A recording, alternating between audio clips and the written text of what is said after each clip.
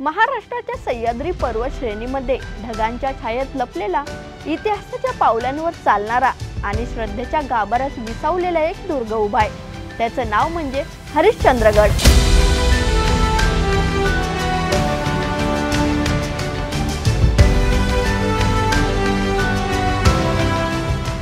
कारण आज आपण फक्त एका गडाची गोष्ट ऐकणार नाही आहोत, तर ऐकणार आहोत 4 युग सांगणाऱ्या स्तंभांचा इतिहास, एक स्थापत्य कलेचा चमत्कार आणि एक आध्यात्मिक ठिकाणची सांगड घालणारी कहाणी।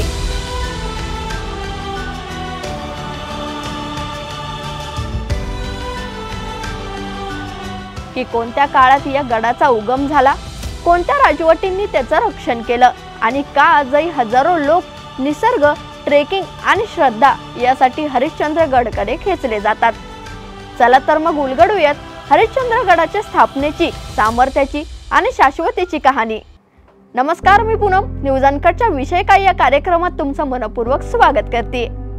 हरिश्चंद्रगड हा महाराष्ट्राच्या अहिल्यानगर जिल्ह्यातील अकोले तालुक्यात स्थित असून तो पुणे, ठाणे आणि अहिल्यानगर या 3 जिल्ह्यांच्या सीमारेषांवर पसरलेला आहे। सह्याद्रीच्या डोंगरात 1422 मीटर उंचीवर उभा असलेला हा गड फक्त उंचीनेच नाही तर इतिहासाच्या खोल थरांनी देखील भारलेला आहे। इतिहासकारांच्या मते या गडाची स्थापनेची सुरुवात 6व्या शतकात कलचुरी राजवटीत झाली आहे। तेव्हा या गडाचं मूल नैसर्गिक वसाहतींसाठी, संरक्षणासाठी आणि धार्मिक स्थळांकरिताही महत्त्व होतं। यानंतर राष्ट्रकूट, यादव, मुघल आणि शेवटी मराठा आणि ब्रिटिश राजवटींनी वेळोवेळी या हरिश्चंद्रगडावर अधिराज्य गाजवले।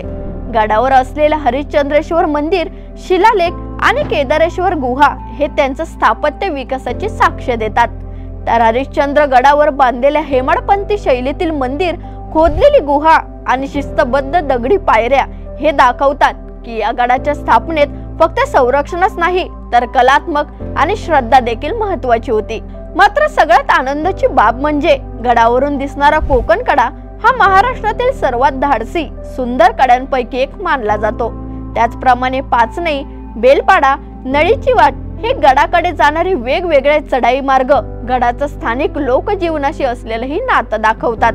आणि मंडळी, सगळ्यात महत्त्वाची गोष्ट म्हणजे हरिश्चंद्रगडातील केदारेश्वर गुहा व 4 युगांचं प्रतीक मानले जाणारे या स्तंभांचा इतिहास पण आहे।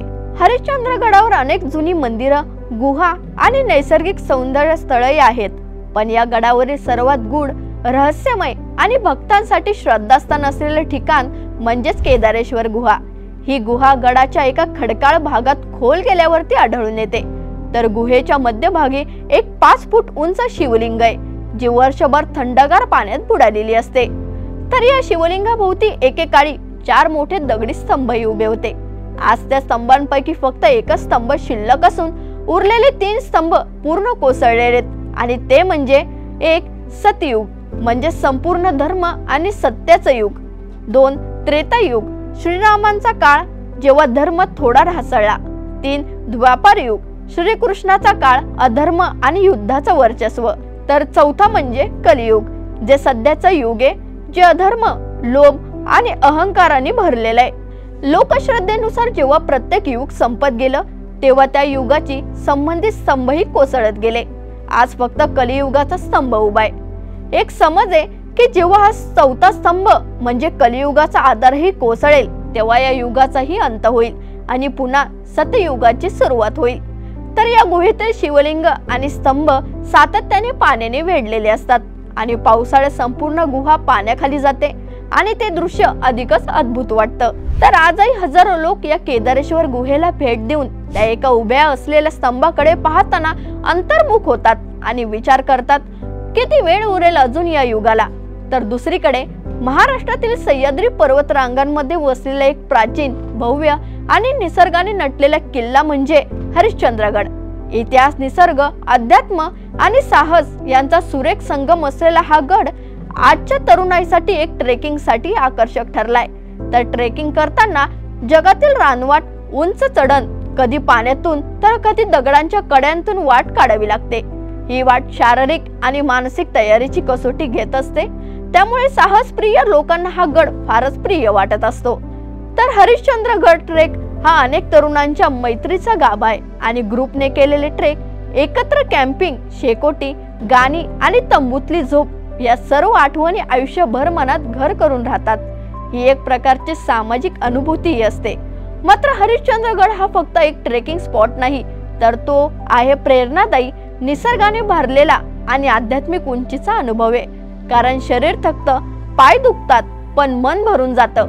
म्हणूनच दरवर्षी हजारो लोक फक्त ट्रेकिंगच नाही तर स्वतःच्या शोधासाठी देखील हरिश्चंद्रगडावर जात असतात। तर मंडळी, तुम्हाला हा व्हिडिओ कसा वाटला हे आमच्या कमेंट बॉक्स मध्ये नक्की कळवा।